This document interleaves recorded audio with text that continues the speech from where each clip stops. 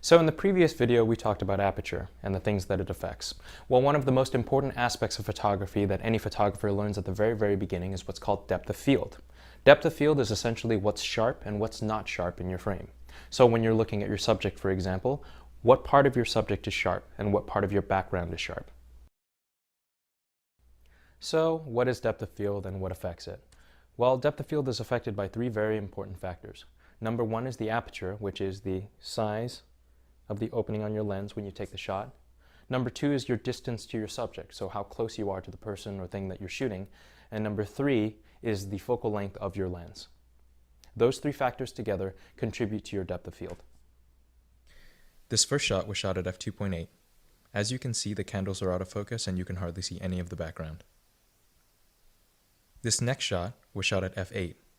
The candles are a little bit more clear and the background is starting to come into focus. This last shot is at f22. As you can see, a number of the candles are now starting to come into focus and you're starting to be able to see what the background actually is. So that, in a nutshell, is depth of field.